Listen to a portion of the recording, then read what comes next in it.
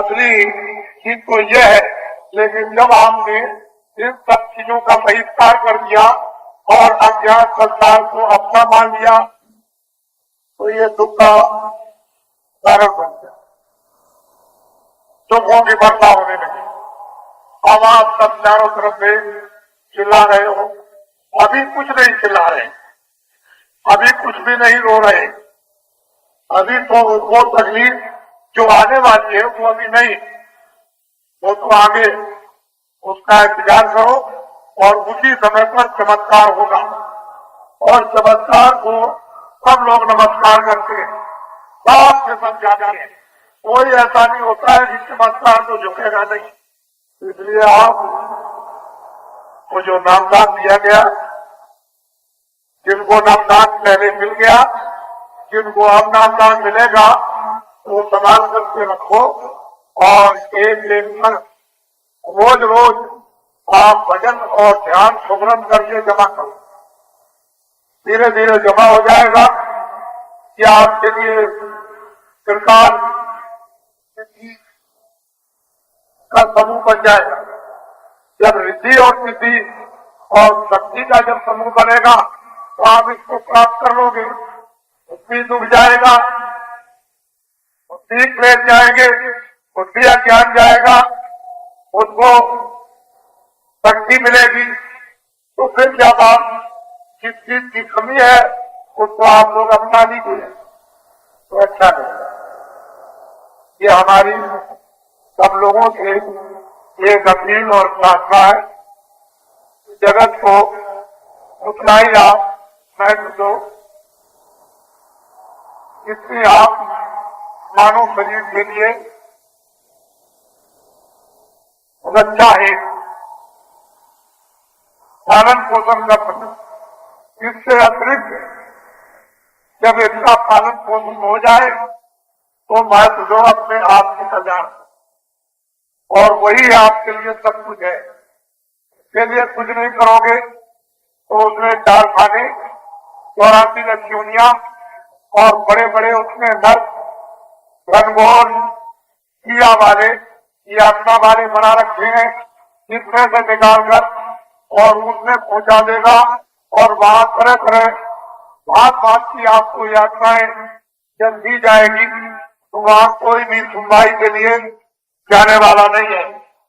तो चलो हम उसकी सुनवाई कर लें और उसकी रक्षा करें, उसको सहयोग दें, वो तो अलग थलग है, इसलिए उससे बचो। ऐसे काम मत करो, जो किया है उसी के लिए पश्चाताप करो। जय मालिक,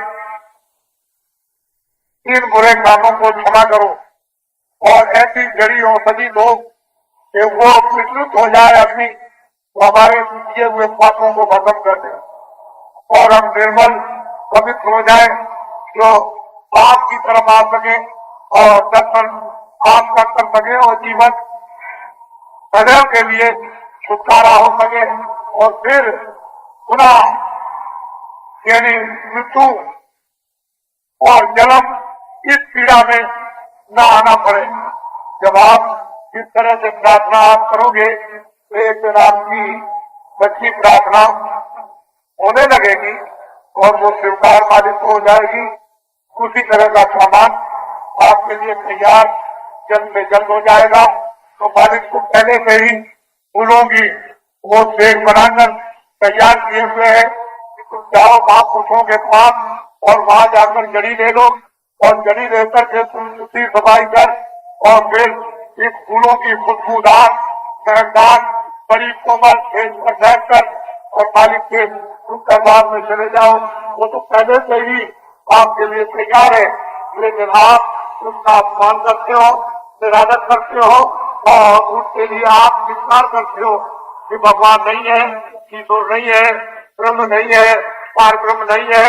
जब आपने इंकार कर दिया तो फिर इधर आप चल पड़े, वो तो तैयार है आपको, उसकी तरफ से कोई कमी नहीं।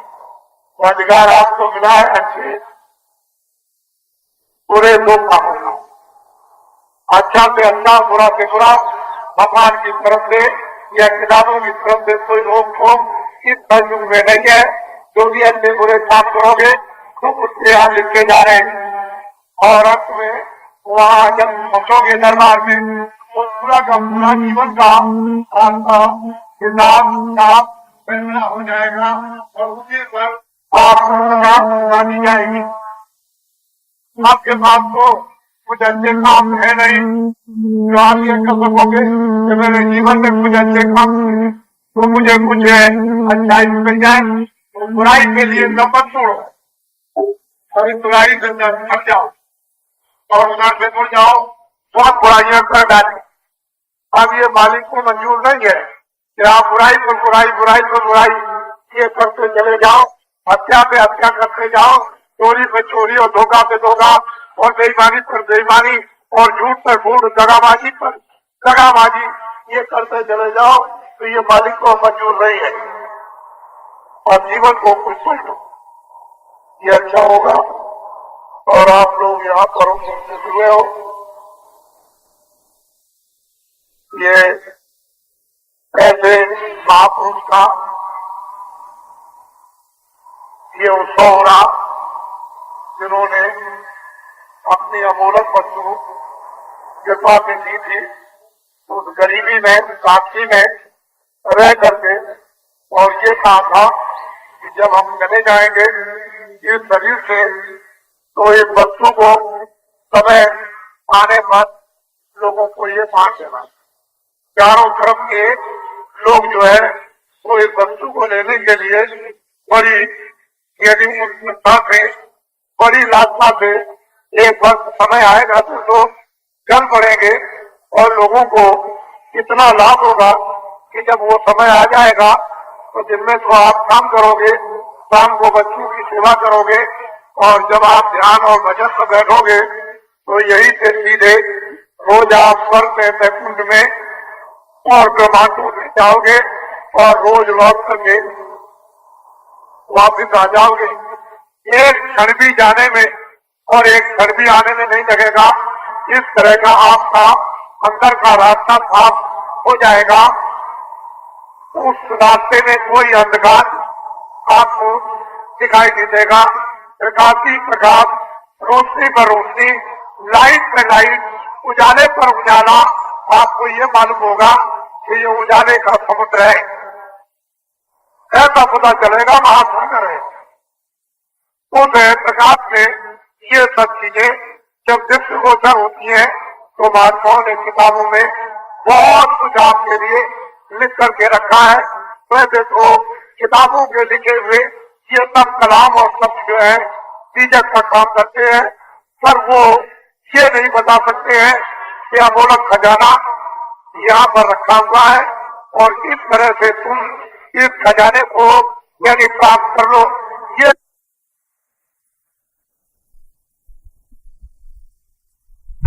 करते हैं और उनके द्वारा ये खजाना प्राप्त होता है।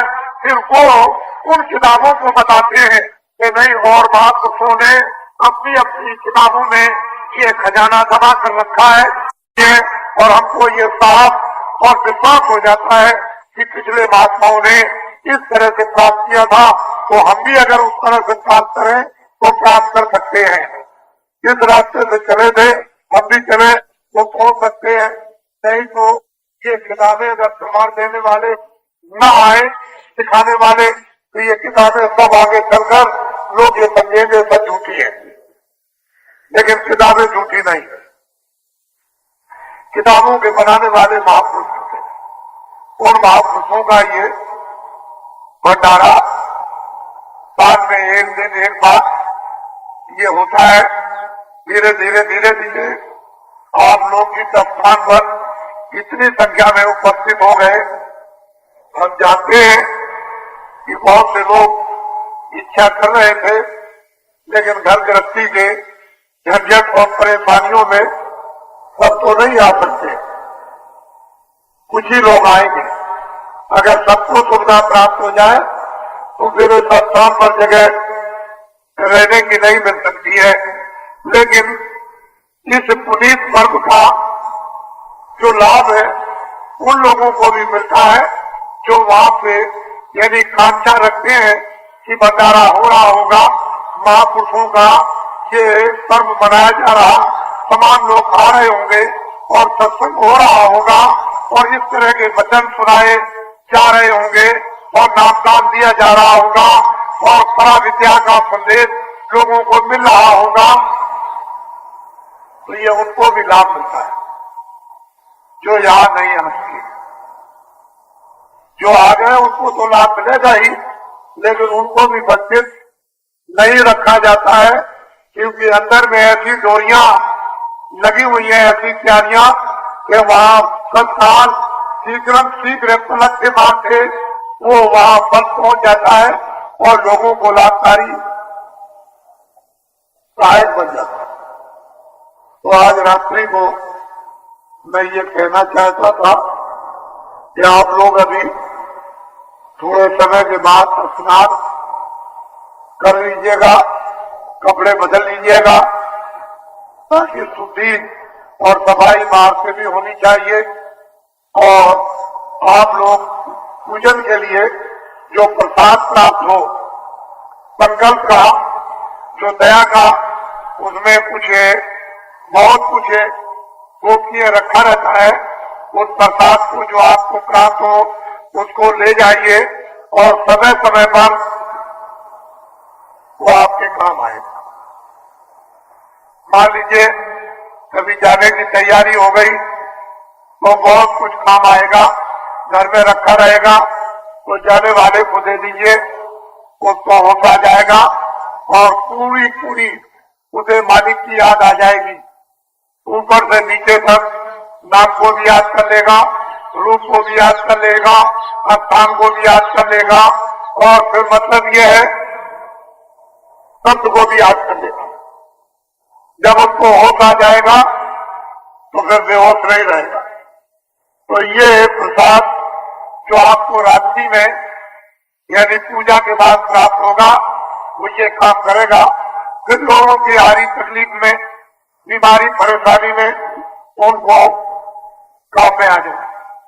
इसका मतलब ये नहीं है कि समय जरूरत पर जब दवा न मिले और डॉक्टर न मिले उस समय पर जब घबरा जाओ तो प्रसाद काम करता है, उसमें संकल्प होता है। इसीलिए उनको नवीन और ताजा कराया जाता है कि हमारे में कुछ कमी ना आ गई हो हमारे विचारों में और कर्मों में, जिसकी वजह से हमारा मिला हुआ प्रसाद गंदा ना हो गया हो, तो आप उसको नवीन करा लेते हो तो फिर उसी तरह से वो नवीन हो जाता और आपकी मन की, बुद्धि की गंदगी, चित्त की और अंतःकरण जीवात्मा की गंदगी साफ हो जाती है और फिर समय से उसको काम में लो तो लाभ काम आ जाएगा।